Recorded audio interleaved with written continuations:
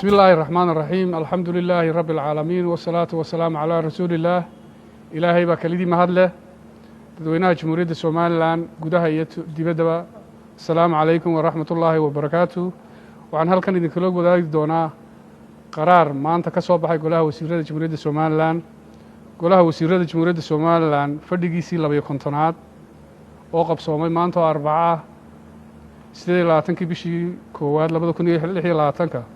oo uu shir gudoominayay madaxweynaha jamhuuriyadda somalilan mudane doctor cabdiraxmaan maxamed cabdilaahi ciro isla markaana uu wehelinayey madaxweyne ku-xigeenka jamhuuriyadda somalilan mudane maxamed cali oo cabdi waxa uu soo saaray qaraar ay qodobadiisa hoos ku xusan yihiin kaas oo la xidhiidha aqoonsigii taariikhiga ahaa ee ay dowladda israa'il siisay dalka jamhuuriyadda somalilan qaraarkani wuxuu waafaqsan yahay ku dhaqanka diinta iyo nasuuban ee islaamka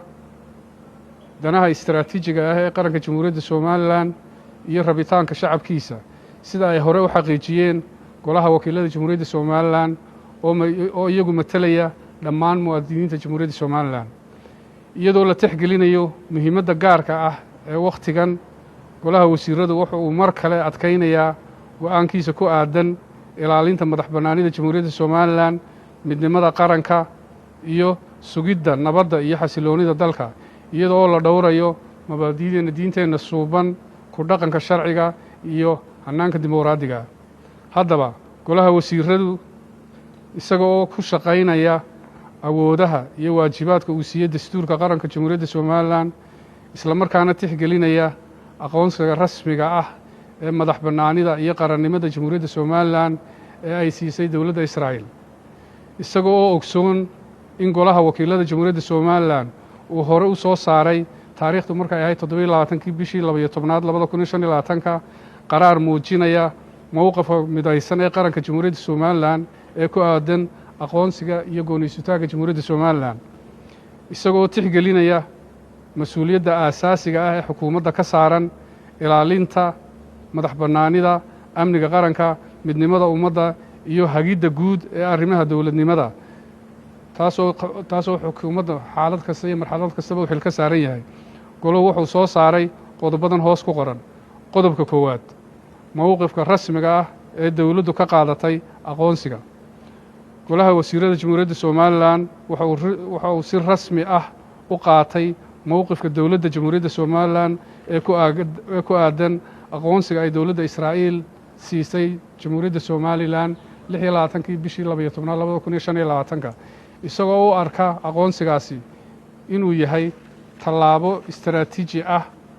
oo waafaqsan danaha qaranka mabaadi'da sharciga caalamiga ah iyo rabitaanka dimuqraadiga ah ee ummadda jamhuuriyadda somalilan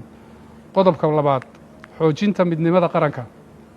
golaha wasiirada jamhuuriyadda somalilan wuxuu adkaynayaa muhiimadda ilaalinta midnimada qaranka xasiloonida siyaasadeed iyo wadajirka ummadda xilligan xasaasiga ah si loo xoojiyo guulaha la gaadhay loona ilaaliyo nabadda iyo amniga gudaha qodobka saddexaad mamnuucidda faragelinta gudaha faragelin kasta ha ahaato mid ay sameeyaan shakhsiyaad kooxo ama ururo oo wiiqaysa ama carqaladaynaysa ama khatar gelinaysa go'aannada qaranka midnimada ummadda ama amniga dadweynaha waxa ay ka hor imanaysaa rabitaanka dimuqraadiga ah ee shacabka jamhuuriyadda somalilan waxayna ka baxsan tahay xuduudda xorriyatul qowlka dastuuriga ah sidaa awgeed cid kasta oo ku kocda falalkaas wasaaradda arrimaha gudaha iyo amniga qaranka iyo hay-adaha amniga u xil saaran ayaa ka qaadi doona tallaabada sharciga ah ee ku habboon qodobka afraad diidmada faragelinta dibadda golaha wasiirada jamhuuriyadda somalilan wuxa uu caddaynayaa in faragelin kasta oo ay waddamo shisheeye hay-ado ajnebi ah ama cid kasta oo dibadeed ku sameeyaan madax bannaanida somalilan go'aannada qaranka ama midnimada ummadda aan la aqbali karin isla markaana ay ka hor imanayso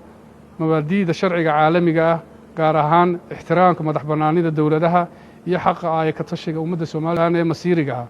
faragelinta noocaas ahi waxay khatar ku tahay xasiloonida gobolka somalilanna waxay xaq u leedahay inay qaaddo tallaabooyinka diblomaasiyadeed iyo kuwa sharci ee ku habboon qodobka shanaad waajibaadka saaran hay-adaha dowladda dhammaan wasaaradaha hay-adaha dowladda iyo maamulka gobollada iyo degmooyinka dalka waxaa la farayaa inay si buuxda uga wada shaqeeyaan ilaalinta amniga, nidaamka iyo kala dambaynta, wacyigelinta bulshada iyo ka hortagga macluumaadka khaldan iyo marin habaabinta ka iman karta ilo gudaha iyo kuwa dibadda dalkaaba. qodobka 6 xorriyadda hadalka ee dastuuriga ah. golaha wasiirada jamhuuriyadda Somaliland waxa uu xaqiijinayaa in xorriyadda hadalka iyo aragtidu ay tahay xuquuq dastuuri ah oo mudan dhowris buuxda. hase yeeshee lagama dhigan karo marmarsiiyo lagu banaysto kicinta bulshada, dhiirigelinta rabshadaha, abuurista nacaybka ama fal iyo hadal kasta oo khatar gelinaya midnimada qaranka iyo amniga dadweynaha, kuwaas oo ilaalintoodu waajib ka saaran tahay xukuumadda jamhuuriyadda Somaliland. qodobka 7 ixtiraamka mabaadi'da aasaasiga ah. golaha wasiirada jamhuuriyadda Somaliland wuxuu mar kale xaqiijinayaa in jamhuuriyadda Somaliland ay ka go'an tahay ku dhaqanka diinta islaamka ee nasuuban, dimuqraadiyadda, ilaalinta sharciga, dhowrista xuquuqda muwaadiniinta iyo xoojinta la macaamilka beesha caalamka si mas'uuliyad iyo ixtiraam ku dheehan yahay, isla markaana la dhowrayo danaha labada dhinac. qodobka 8 dhaqangelinta qaraarka golaha wasiirada. qaraarkani wuxuu dhaqan gelayaa maanta oo Arbaca 28 bisha 1 2026 kadib markii uu ansixiyay golaha wasiirada jamhuuriyadda Somaliland, taasoo si rasmi ah loo